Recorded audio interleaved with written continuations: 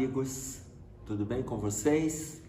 Eu espero que estejam tranquilos e a gente vai continuar os nossos estudos do livro Desafios da Educação, que é um livro só de perguntas e respostas, vocês já conhecem, quem está nos acompanhando está vendo que nós estamos fazendo este estudo com a orientação do Espírito de Camilo, sob a orientação do Espírito de Camilo na psicografia de Raul Teixeira, ok? Hoje nós vamos trabalhar a pergunta de número 23. Nós estamos trabalhando a segunda parte do livro que fala sobre os jovens. E a pergunta é: como devem agir os pais perante o jovem que começa a usar drogas? Então veja bem, essa pergunta ela já nos sugere uma separação aqui. Por que eu estou colocando isso? Ela está falando de drogas, mas ele, na resposta, ele vai falar também do álcool, que é uma droga. Então nós já vamos dissecar a pergunta. Nós vamos comentar como devem agir os pais perante o jovem que começa a usar drogas. E aqui, no primeiro momento, nós vamos falar da droga mesmo, da maconha, da cocaína, as drogas que a gente conhece. E nós vamos usar essa mesma pergunta para trabalhar uma outra resposta, que é o álcool, que é a chamada droga lícita, aquela que é permitida nos meios sociais, nas festas, nas reuniões de família, nos encontros de amigos. Então, nós vamos fazer esses dois momentos na mesma pergunta, ok? Como devem agir os pais perante o jovem que começa a usar drogas? Aí, olha a colocação que o Espírito de Camilo faz. Antes das reprimendas e desesperos, porque a tendência nossa, ao descobrir que o filho está usando droga, a tendência nossa já é o desespero, ou já é repreender, ou já escandalizar, chamar atenção, aumentar o tom de voz, começar a brigar, cobrar. Antes disso, ele não está nem falando que não é para fazer, mas primeiro ele propõe uma autoavaliação. Olha, antes das reprimendas e desesperos, vale uma pausa para meditar nas possíveis causas dessa desafortunada escolha do jovem. Então, quando eu disse assim, não é que não deva se desesperar, brigar, chamar atenção, cobrar, não. Mas à medida que a gente faz a autoavaliação, a gente começa a pensar se é este o caminho. Se nós devemos iniciar com briga, com confusão, com cobrança, com mal-estar, se é este o caminho.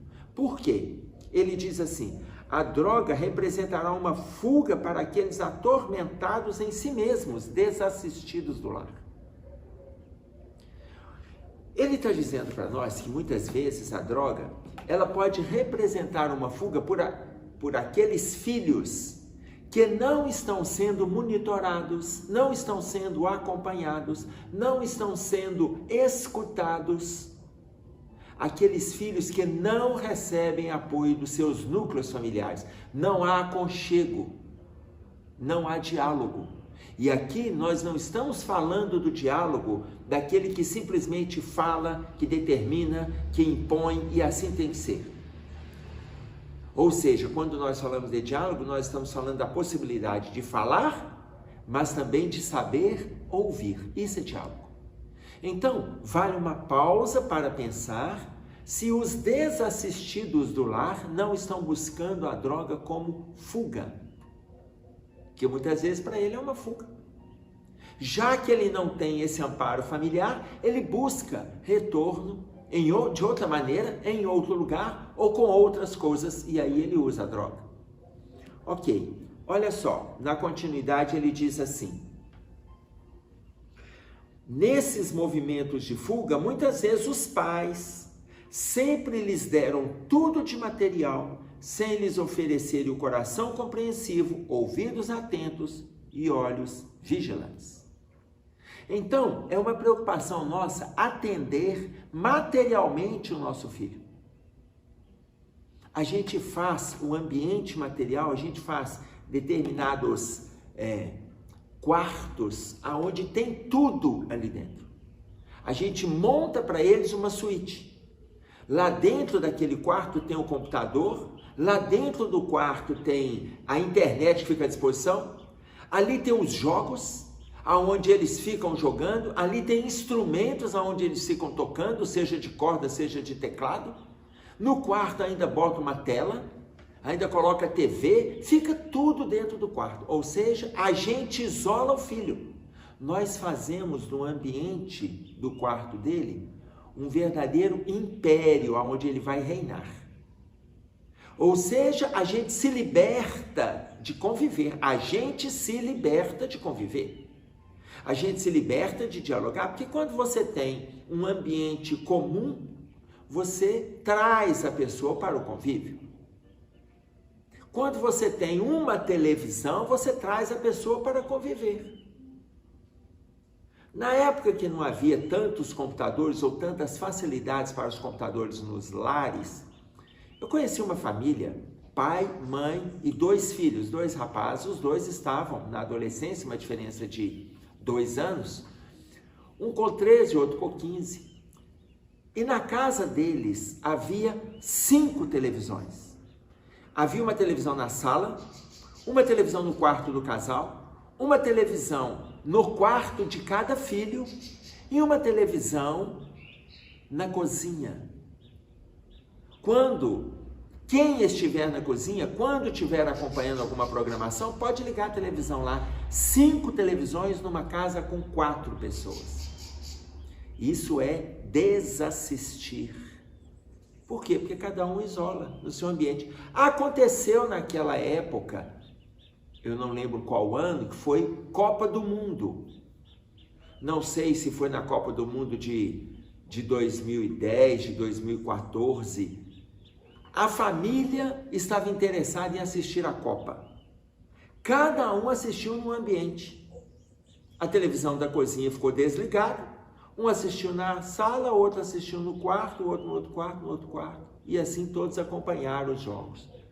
Quando havia um gol, a comemoração, o comentário era feito entre eles mesmos. Eles conversando com eles, falando sozinho. Então, nós estamos colocando que são situações de desassistir. Aí olha o que ele fala, ele ainda acrescenta mais. Muitos desses filhos saíam e voltavam, sem que seus pais soubessem onde e com quem estavam, nas fases da estruturação do caráter, quando pesam influências exteriores às do lar. Mormente quando as do lar não primaram pelo acompanhamento, pelo diálogo, pela leitura atenta. Então, muitas vezes o nosso filho sai e volta, vai e volta, faz isso e aquilo, e a gente não sabe por onde anda. A partir daí começam as primeiras drogas a entrar no caminho deles. Enfim, quando começam as drogas, aí ele vai colocar no parágrafo seguinte, da importância de nós nos atentarmos para o tratamento. Então, esse primeiro momento é de autoavaliação. Mas você descobriu, você está mexendo lá no armário do seu filho, descobriu a droga, descobriu. Achou numa mochila, achou numa gaveta, você achou. Não faça pergunta besta para não receber uma resposta besta. Pergunta besta, resposta idiota. Por exemplo, meu filho, você está usando droga? Raríssimas exceções. Quando eu falo raríssimas, gente, estou falando de 1 em 1000. Só para vocês entenderem porque os pais fazem essa pergunta, doidos para escutar, não, que é o que eles respondem. Não, eles respondem assim, claro que não, isso é do meu colega. Ele pediu para eu guardar para ele porque os pais dele não sabem. Pronto. A resposta, ela é a mesma. É de alguém que eles estão guardando para que os pais não descubram. Então, quando você vê, você já viu, você abriu a gaveta lá, achou um pacotinho de maconha, achou um tacozinho lá de cocaína, achou uma pedrinha, identifica, avalia como que está a sua relação de responsabilidade e não pergunta, meu filho, você está usando? Meu filho, essa droga é sua? Não pergunta. Você afirma.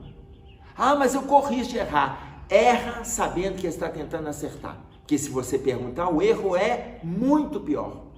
Você afirma, meu filho, mexendo no seu guarda-roupa, mexendo nas suas gavetas, eu vi e achei droga ali dentro. Então, como você está usando droga, você já afirmou, como você está usando droga, nós vamos nos submeter agora aos tratamentos. Ah, porque eu não estou usando, isso é do meu colega, não é mim, aquilo que a gente tinha acabado de dizer, você fala, aí você vai insistir no ponto, mas eu gostaria que a gente começasse a fazer acompanhamento. Nós vamos fazer consulta com psicólogo, nós vamos fazer consulta com psiquiatra, nós vamos frequentar grupo de jovens, nós vamos buscar o Narcóticos Anônimos, nós vamos começar a fazer acompanhamento, que são os NAs, Narcóticos Anônimos, que o livro coloca para nós. Então ele fala, utilizem no tratamento, utilizem os recursos que a doutrina espírita propõe. As reuniões, a fluidoterapia, o culto no lar, o diálogo incessante, mas os olhares atentos. Os olhares atentos. Ah, mas ele pode negar, pode. E ele pode não aceitar nada disso, pode. Mas aí triplica, potencializa a sua observação em relação às atitudes dele. Aí potencializa. Ah, mas aí a gente vai fiscalizar. Isso, a gente vai fiscalizar. Ah, mas isso é invasivo. Invasivo é eles entrarem com a droga na nossa casa. Porque a casa é sua, enquanto pai e mãe. A casa não é deles. A minha casa é minha. É minha da pessoa que eu elegi para estar comigo. A minha casa é minha e da minha esposa. A minha casa é minha e do meu marido. A sua casa é sua. A casa não é dos filhos. Os pais costumam dizer, você tem que cuidar desse quarto, porque esse quarto é seu. Você tem que cuidar desse armário, porque aquele armário é seu. Não é deles, não. Eles têm que cuidar porque está emprestado para eles. O dia que eles casarem, eles terão a casa deles. Aí cuidem, não cuidem. Se eles forem desmazelados, se eles forem desajeitados, se eles forem desarrumados, não é problema nosso. O nosso, enquanto mora conosco, tem que cuidar. Entrou, você descobriu, desconfiou. Eu não estou dizendo que você tem que descobrir, não. Você desconfiou. O olhar está baixo, a voz está cansada, a expressão está prostrada, não se envolve com atividades, se isola demasiadamente, um cheiro estranho nas roupas. Você começa a investigar. Isso é invasão de privacidade. Isso é cuidado com seus filhos. Isso se chama cuidado. Porque você está desconfiando, você vai verificar. Não achou nada, absolutamente nada. Não tem nada que levante suspeita, nem na mochila, nem na gaveta, nem no guarda-roupa, nem atrás da descarga do banheiro, nem em cima do armário onde tem um espelho, não achou nada em lugar nenhum. Então você vai ficar atento a algumas questões que podem estar acontecendo do campo emocional, do campo afetivo, do campo social, familiar, mas não vicioso, relacionado à droga.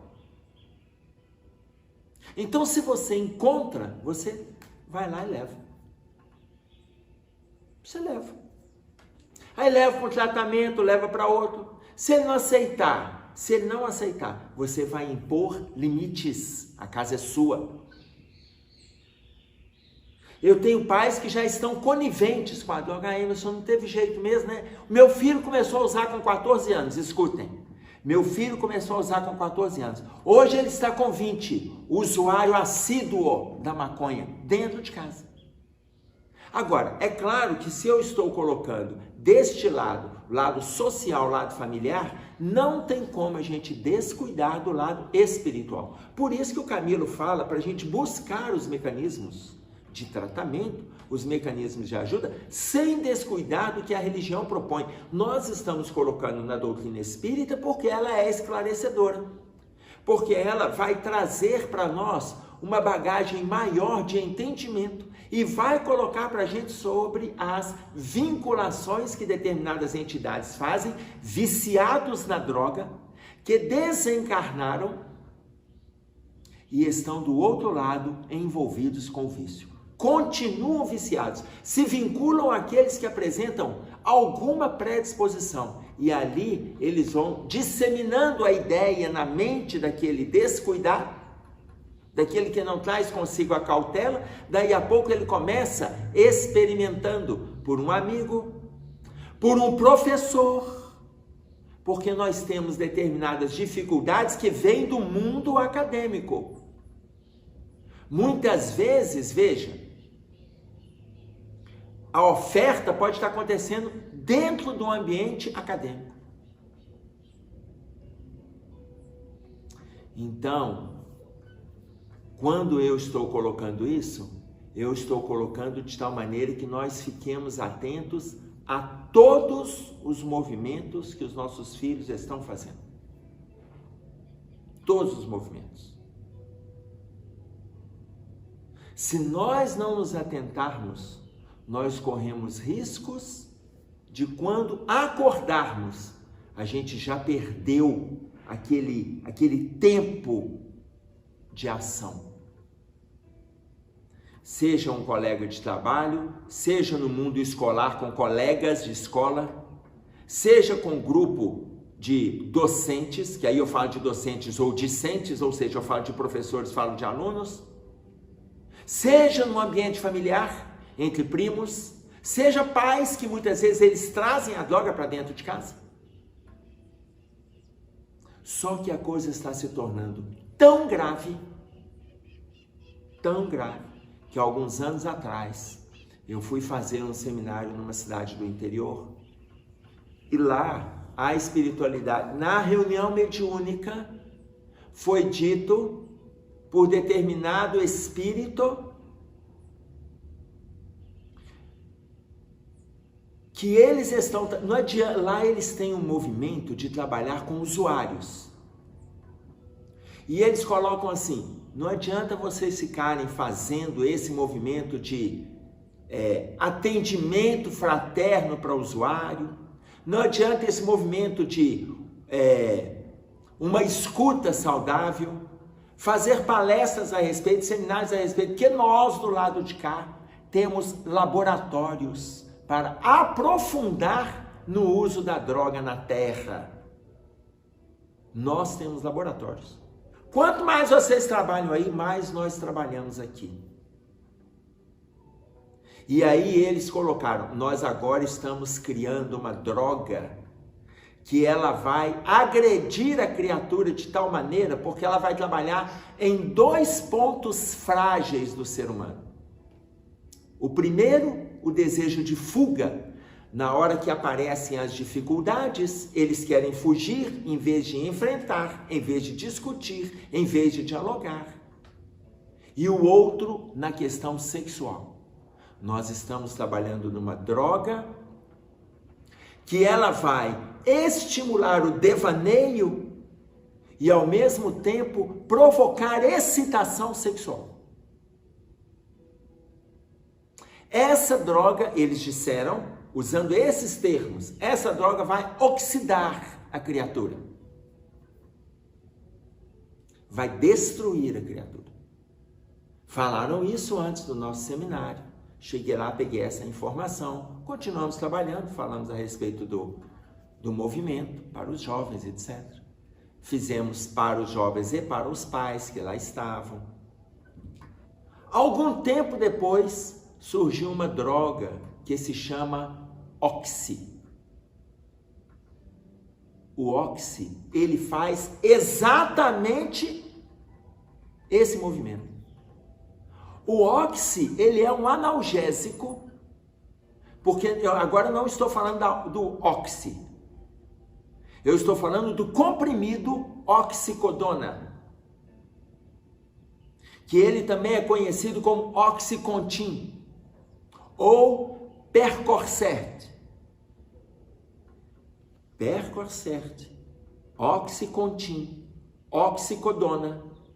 ele tem na sua origem, ele é considerado um opioide. Por quê? Ele tem na sua origem a papoula, na qual são produzidos os ópios. E o oxicodona, ele vai aliviar a dor. À medida que vai aumentando a dose do oxicodona, à medida que vai aumentando, nós teremos a busca da excitação sexual. Costuma, a pessoa que usa em grande quantidade, ela começa a ter orgasmos. Ou seja, ela usa a droga e tem a excitação e a resposta sexual. Droga, excitação e resposta. Droga, excitação e resposta. A tal ponto que a revista Super Interessante soltou uma matéria que se chama O Remédio Mais Perigoso do Mundo. O remédio mais perigoso do mundo. Quando essa matéria foi feita, se eu não me engano, ela tem 2 ou 3 anos, depois aqueles que se interessarem em ler a matéria, fazer a pesquisa, é o remédio mais perigoso do mundo, e ela vai falar do oxicodona. Na época, os Estados Unidos estavam com uma preocupação tão avassaladora, porque eles estavam tendo aproximadamente 60 mil mortes por ano por uso de oxicodona. Só para vocês entenderem a gravidade. Nós começamos da droga mais simples e fomos chegando nos agravantes. Quem conhece, aquele cantor Prince, ele desencarna por excesso de oxicodona. Aquela atriz, que eu não me lembro o nome dela, mas para quem já assistiu Star Wars, é a Leia, a princesa Leia. Ela desencarna por uso de oxicodona, excesso. Então, só para vocês entenderem a gravidade. Mas, dentro daquilo que é a espiritualidade dos campos mais perturbadores colocaram, estamos criando uma droga que ela vai trabalhar nos 2 aspectos. A pessoa não dá conta de enfrentar as dificuldades e usa os mecanismos de fuga, e ao mesmo tempo ela vai buscar na excitação sexual o seu alívio. Nessa matéria que eu acabei de fazer referência, uma entrevistada em São Paulo, ela coloca que o desejo dela, o vício dela está tão grande em relação à droga que ela já vai ao médico, já fala de dores que ela tem. Se o médico não passa a oxicodona, ela dá um jeito de burlar a segurança, rouba a receita, rouba carimbo, cria carimbo e ela compra o remédio. E ela fala dos orgasmos que ela tem em função do uso do medicamento, mas ela não tem dores. Ela não tem dores. Então, quando nós falamos da influenciação espiritual, eu gostaria que vocês se atentassem para um livro de um confrade nosso, de um amigo do movimento espírita, que se chama Marcos Ferreira.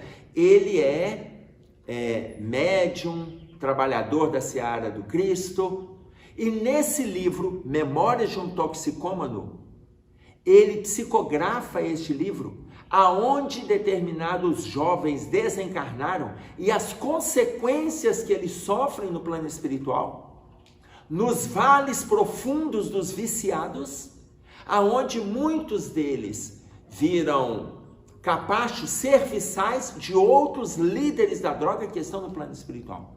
E eles começam a sugar. E como que eles começam a atuar nas famílias, nas escolas, que eu acabei de dar exemplo, nas famílias, nas escolas, nos ambientes de trabalho e nos movimentos sociais. Então, nós não vamos descuidar da observação. Não vamos descuidar. Ô Emerson, mas e se a gente descobrir o filho não aceitar? Nós vamos insistir. Mas se ele não aceitar de jeito nenhum, nós vamos cobrar. Meu filho, eu vou te levar no tratamento porque eu estou sentindo, além de ter achado na sua gaveta 3 semanas atrás, eu já estava percebendo que você estava envolvido porque você estava esquecendo, você estava prostrado, você já não queria diálogo, você já se isolava, você se irritava com qualquer coisa.